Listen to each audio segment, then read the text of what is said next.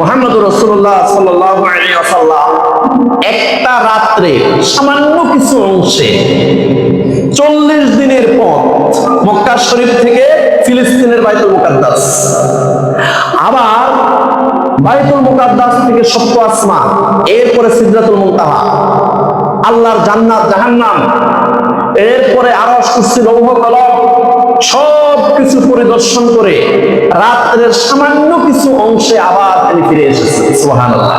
এই সামান্য সময়ে এই বিশাল সময়টা অতিক্রম করা কি সম্ভব? আল্লাহর দ্বারা সম্ভব। বলেন আল্লাহর দ্বারা সম্ভব। কার দ্বারা সম্ভব? আল্লাহর দ্বারা সম্ভব। এখন বিজ্ঞান কি বলে? বিজ্ঞান কি বলে আমরা দেখব। অ্যালবার্ট আইনস্টাইন বলেন যে আলোর গতি হলো 1,86,000 মাইল প্রতি সেকেন্ডে। প্রতি সেকেন্ডে আলোর গতি 1,86,000 মাইল। অ্যালবার্ট আইনস্টাইন বলেন কোন বাহন যদি আলোর গতি পরিমাণ ভ্রমণ করতে পারে তাহলে টাইম স্লো হয়ে যায়, সময় ধীর হয়ে যায়, সময় স্লো হয়ে যায়। এই অ্যালবার্ট আইনস্টাইন আবার বলেন কোন বাহন যদি আলোর গতির চেয়েও যদি বেশি দ্রুত গতিতে চলতে পারে তাহলে সময় উল্টো দিকে ঘুরে, টাইম পিছনের দিকে ঘুরবে। এখন আমাদের নবী, আখিরি নবী, হায়াতুন নবী মুহাম্মদুর রাসূলুল্লাহ সাল্লাল্লাহু আলাইহি ওয়াসাল্লাম যে বাহন দিয়ে মেরাজ করেছেন, এই বাহনের গতিটা কি আমরা একটু দেখি। বুখারী শরীফের 3887 নম্বর হাদিস, ইয়াদাউ খাতওয়াহু ইনদা আকসা তরফিহি। বুখারী শরীফের 3887 নম্বর হাদিস। রাসূলুল্লাহ সাল্লাল্লাহু আলাইহি ওয়াসাল্লাম বলেন আমি যে বুরাকে করে মেরাজ করেছি এই বুরাকের গতিটা হলো এরকম, এই বুরাকটা যখন একটা কদম দেয়, এই একটা কদমের গতি হলো মানুষের যে দৃষ্টি সীমা, এই দৃষ্টি সীমার চেয়ে বেশি। সুবহানাল্লাহ। নারে তাকবীর, নারে রিসালাত, আল্লাহু আকবার।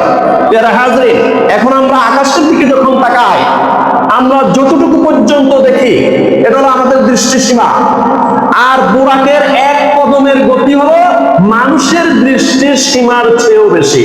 ইয়াদাউ খাতওয়াহু ইনদা আকসা তরফিহি। বুখারী শরীফের 3887 নম্বর হাদিস। বুরাকের এক কদমের গতি হলো মানুষের দৃষ্টির সীমার চেয়েও বেশি। তাহলে এর দ্বারা কি বোঝা গেল?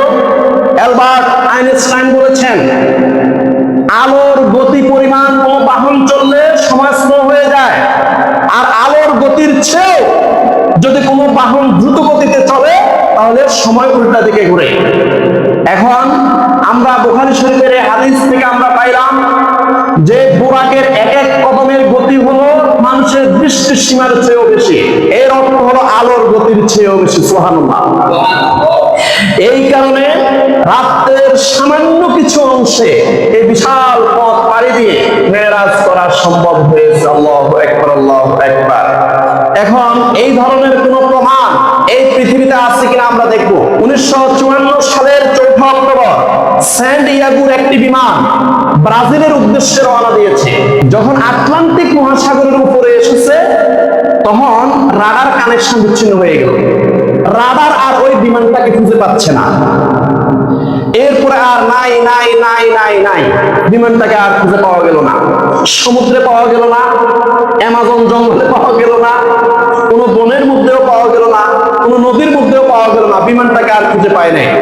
দীর্ঘ 25 বছর পরে 1979 সালের 12 অক্টোবর সেই বিমানটাই ব্রাজিলের বিমানবন্দরে ল্যান্ড করেছে। আল্লাহু আকবার। অথচ ওই বিমানের মধ্যে জ্বালানি ছিল মাত্র 18 ঘন্টার জ্বালানি। 18 ঘন্টা, 18 ঘন্টার জ্বালানি নিয়ে 25 বছর পরে এই বিমানটা আবার ল্যান্ড করেছে। তাহলে কি বোঝা গেল? অ্যালবার্ট আইনস্টাইনের থিওরি, কোন বাহন যদি আলোর গতিতে যদি চলে টাইম স্লো হয়ে যায়, আর আলোর গতির চেয়েও যদি কোনো বাহন চলতে পারে তাহলে টাইম উল্টা দিকে ঘুরে, সময় উল্টা দিকে ঘুরবে। আল্লাহু আকবার, আল্লাহু আকবার।